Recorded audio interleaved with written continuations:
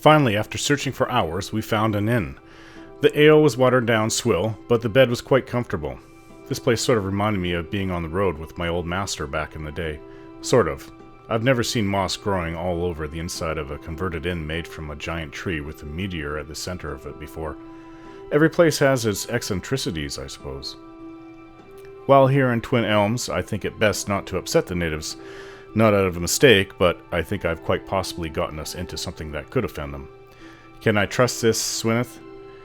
That the people she's working with aren't here to rob some ancient Glanfathan ruin? I'll not ruin my chances to stop Theos and Leaden Key, I promise that. Sealed Missive. I stumbled across a monk in Elmshore that was attacked by a Stelgar pack. In his last dying moments, he gave me a sealed missive to deliver on his behalf to the brothers of his order. I need to deliver the dead monk's missive to members of his order. They should be staying at the Celestial Sapling, an inn located within Twin Elms, which is right where we are. We'll see you again, Cwineth. I don't know if I should trust her. There's another part of the inn over here.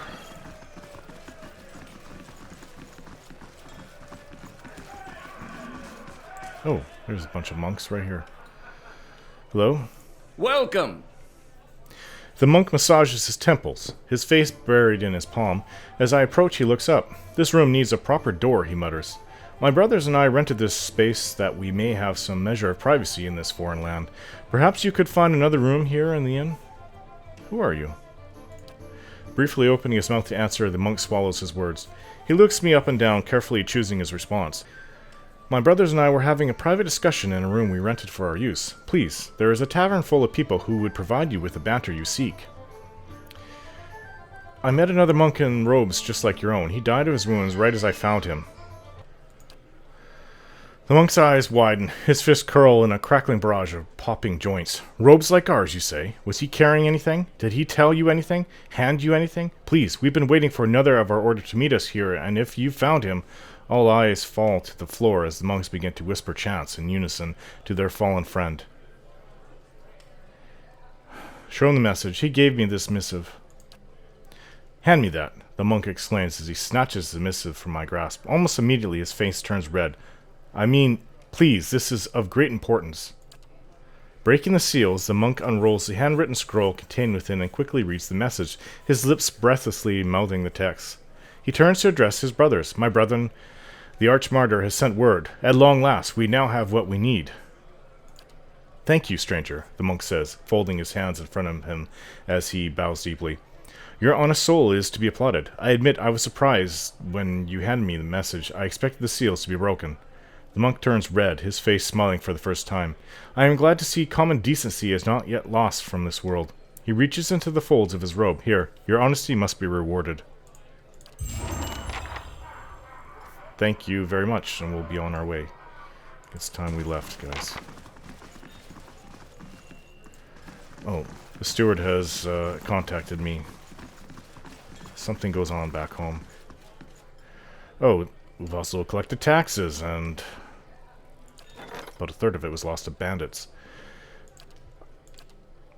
There's some kind of potential adventure going on back home. Let's see, let's assign her, the grieving mother, to it. Gonna be some time till she's done. Okay. The steward will contact her and let her know that I've got a job for her to do. Now let's get back to the surface now that we've rested.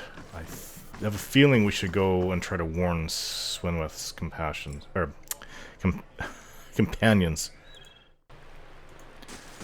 Okay, well, his flowers that he got gypped on can wait.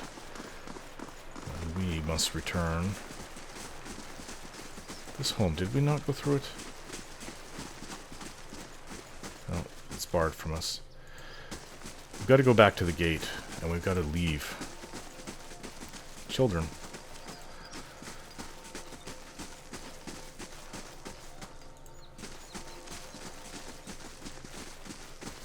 He wielded dark sorcery, the intruder. They're still talking about him, huh?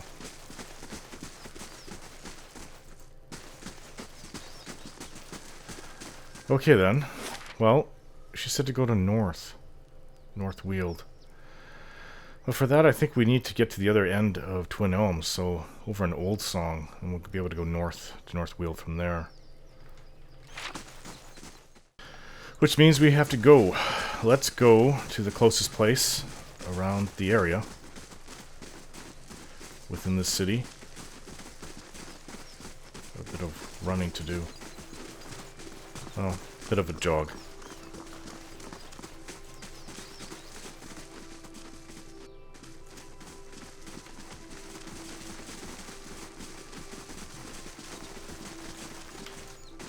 It's this way, I think.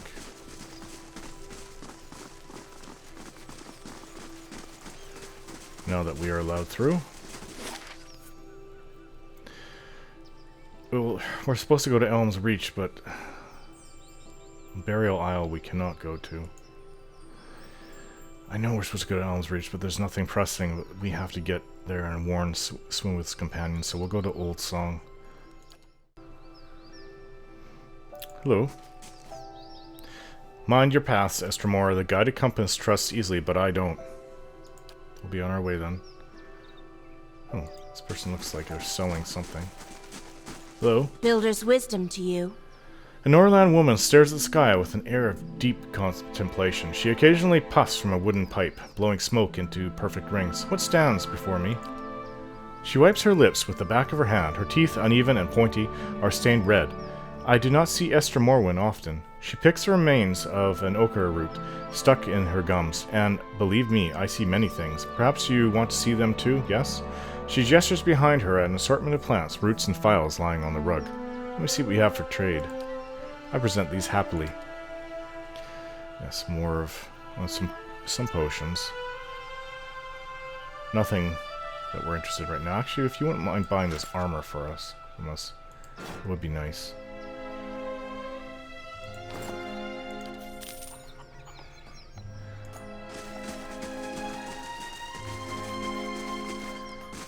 They claim so, yes. The High Ovate rarely stands under the shade of Elm's Reach anymore. After countless seasons as the Druid's leader, it surprises me that she now leaves her community behind. We have to get going. More herbs. Burned Lady. Okay, we have to find our way north of here. Oh, what is this? I see people have been tortured or burned to death on pyres around here. On stakes, sorry. Well, I don't know this area. Can we not get out north from here? Hello? Mind your path, Esther. Okay, we've heard of that before. Let's see if we can't go north. We can't go there from here for some reason. Maybe Elm's Reach will take us there.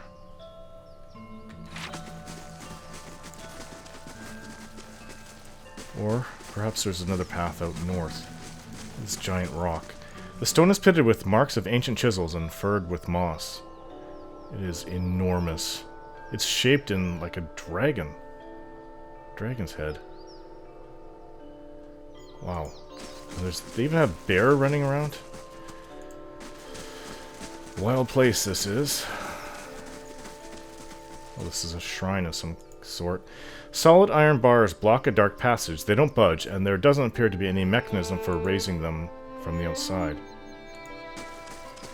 Hello? We can't stay down here. Someone must go to the nest eventually.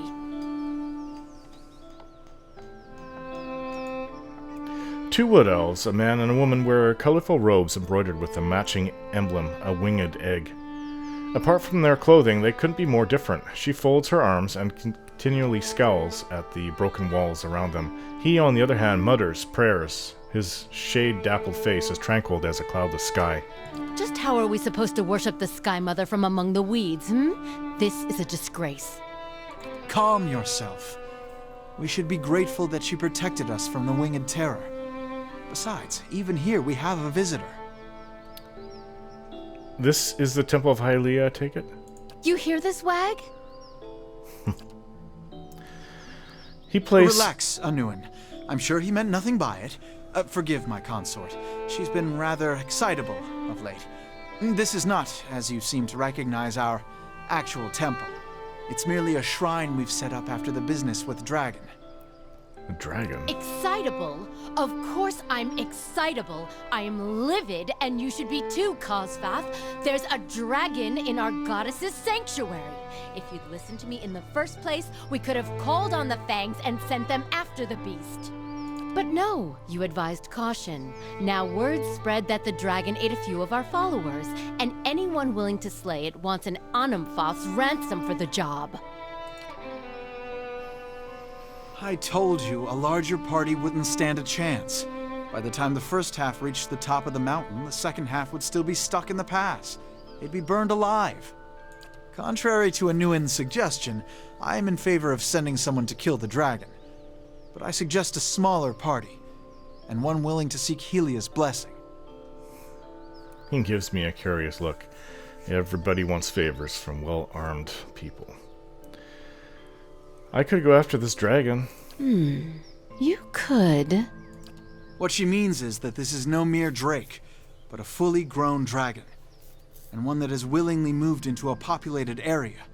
You'll want every advantage at your disposal, including the blessing of the Sky Mother herself. I would suggest that you petition her directly at Ter Evron, if you haven't already. I haven't. She points to a path on her right leading north and up a slope. You'd want to follow this path here. You'll pass through the North Weald, but the way up the mountain continues from there. It's near one of those big circles laid by the builders. Let me ask you about something else. Go ahead, then. Language is also sacred to our goddess. Something else you wish to speak of? I have questions about the dragon. We'll tell you as much as we can. He gives Onwin a stern look. Has this sort of thing happened before? Never. Or our order would have started to resemble the Fangs a long time ago. Perhaps there's a reason this has happened now. She scowls. Let us be clear. You suggest that there's some misdeed in our midst? That we've committed a crime against our goddess or some other and received our just punishment? Onwin, please. He lays a hand on her shoulder.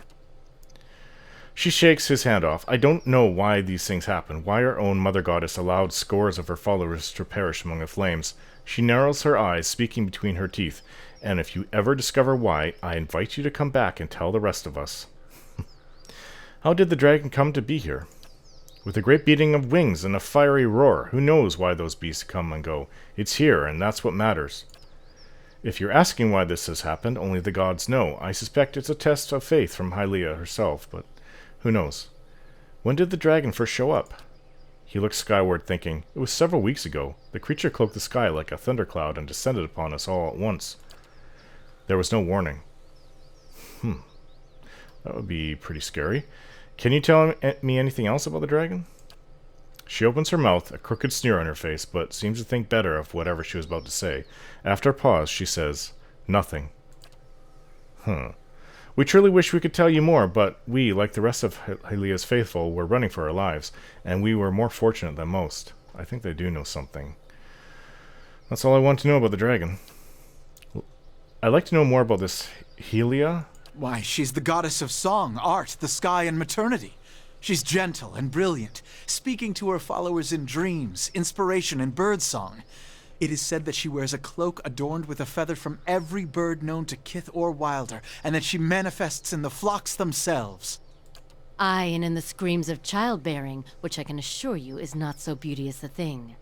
This is true, which is why midwives are widely considered clergy of Hylia, as are many artists and poets. In any case, those of us who follow her feel closest to her splendor in a place where we might share light, song, and a view of the blessed sky. Thank you for everything. I'll see about this dragon when we can. Goodbye. Oh, no, a great big dragon on top of everything. We are skilled. I don't know if we're that skilled. The stone is pitted with the marks of ancient chisels and furrowed with moss. Yes, we've looked at it, but it keeps catching my eye. Is this a way north? It looks like it. Okay, well, I don't know if this goes up to where the dragon was found, but we do have to go north. I think that they're talking about going up that way to Hylia, but we'll travel to this North Weald. We have to go there. Oh, Redric's undead army will attack the stronghold in 5 days. I think we need to head back as soon as we get word to Cwineth's companions. So Radric is coming. Is everything there undead? Maybe he was brought back to life somehow. I don't know how that's possible. All I know is that we need to find Cwineth's companions, and that's it. Golden celery. Stash that. The tracks and bloodstains continue further east. Bloodstains and tracks. I don't mind being out in the woods. It's kind of nice out here. What's this? This spear, broken in half, has ornate Glanfathan etchings along the 2 halves of its shaft. The wet wood shows dents stained green with moss, probably from impacts against the river's rocks. I hope we're not running into an ambush set by this Cwineth. The tracks and bloodstains continue further east. There's a boar across the river. Or it's more like a stream. More golden celery. Another boar. For all I know, the dragon's gonna descend out of the sky and grab us. Or some of us. Oh. Something on the... looks like a cask or something. We have some... another of these swamp lurkers. There's quite a few of them. I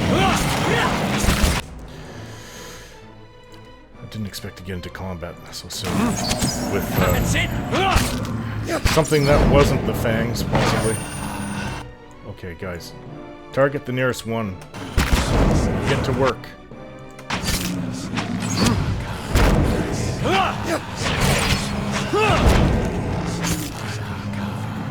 Let's go. We seem to be more than a match for these things.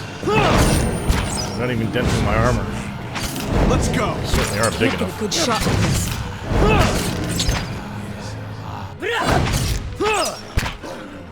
Perhaps we'll do all right out here after all. Take some of their. What are these things? Roots and wood. Sure. Now, what was that on the ground? This leather pack, its belongings washed down the current of the river, gleams like a wet rock. Yeah. Well, can I not pick it up? There's nothing there. It's empty.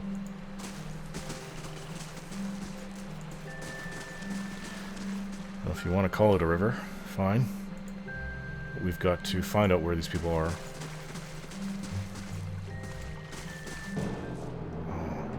Keeping my eye out. We're gonna scout ahead after this fight. Some more of these blights. Attack! Can't get a good shot. Come on, Ader. Hey. Get his attention.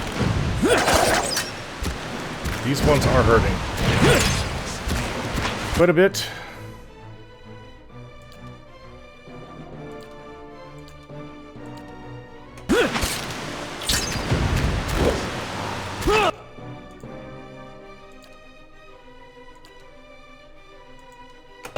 Dead on!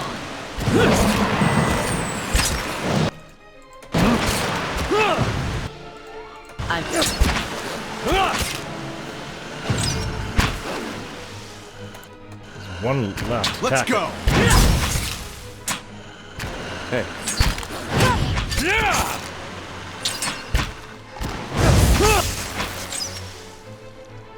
Huh? It was a little bit more dangerous than the others. Right. Okay, let's try to be sneaky Keeping quiet. if we can.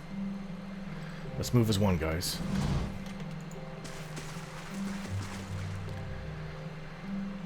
Still no sign of them. Oh, there's a little herbs over there. Deer cat. Okay. Let's go. I'm on the trail. So am I. Moss. This can't be where they were. Maybe we'll find corpses out here and nothing else.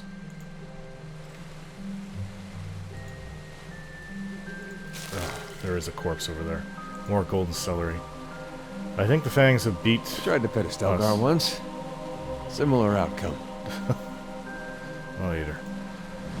Beneath the raging waterfall, the corpse of an elven Glanfathan hunter lies shattered against the rocks. Broken bones protrude through its skin, but I also notice deep parallel cuts in the rotting flesh.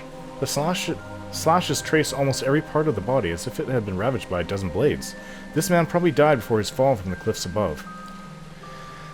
I touch the dead elf's forehead, droplets of water glistening down its purple surface, and I feel a sudden jolt from the hunter's lingering essence. The world around me fades away. I'm walking among the underbrush without making a sound. Moonlight catches sight of my arms, shining them pale, but I quickly dart again into the shadows of the giant trees of the North Weald. My blood brother is not so deft as I expected. Look at him, frail, unaware. He doesn't deserve to share the glory of this hunt. It's been countless seasons since a Stelgar like this one, twice the size of its lesser kin, has roamed this forest near Twin Elms. This is not anything to do with Cwineth. This is Fjorm, the elf that his brother is currently waiting to hear any word of him. Arthwin, that's the one he was competing with, fell for the trick. I almost feel pity for him, but I've convinced myself that he'd only get in the way once the killing begins. He'll be safer by the river, expecting that we'll flank the Stelgar when it comes out to drink. This kill will only be mine. The Stelgar is larger than I imagined. It stands without fear atop the waterfall's ridge, its silhouette cutting a monstrous hole against the mantle of the night sky. A beast of legend, a true hunter. My hand tightens around the shaft of my father's spear. The weight feels balanced just right as I prepare the throw. I put everything into it. The spear flies true and hits its mark. The Stelgar didn't even hear a sound. Its blood spills bright on the rocks, yet it stands unfazed. The beast pounces. Moonlight shines over its great fangs. My hands draw my blades without a second thought as I lunge forward to meet this monster. It's fast. It's ripping my flesh apart. I stab at the darkness engulfing me. Deep again and again. But there is no slowing its embrace. He hit it, didn't kill it, and it killed him. So that's the news I'll have to bring back to his brother. Sometimes I hate this job. I never chose to be like this. What was this? The boot lies half buried in mud on the riverbank as if it has been flushed down from upstream. Yes, it's Fjorm's. So we've been tracking this and nothing else. This way, guys. There's boars here. I don't know if they're going to attack or what. Let's just try to get past them. There's a way up this hill. This must be where he attacked the Stelgar. Okay. Over here, hurry! Who's this? Oh, it's Cwineth. Cwineth hides in the tall underbrush. Twigs poke out of her hair. Chunks of dried mud cling waist-high to her leather leggings. Quiet. Keep low. Take a look. She points up to the ridge. My friends are up there, over the lip of the hill. What's going on? The Fangs must have caught the scent and rushed the group. She begins to run her gloved fingers over her hair and stops. The pressure snaps one of the twigs stuck in her black curls. Some of my friends are still alive, but the Fangs have them surrounded. The expedition, Cwineth brings her hand back to the pommel of her estoc, or what remains of it, has taken cover in some ruins above these cliffs. The Fangs must be toying with them, or letting them starve a bit before the next attack. We need to act, or they're as good as dead. How did the Fangs get here? Cwineth looks down to her feet, shaking her head slowly.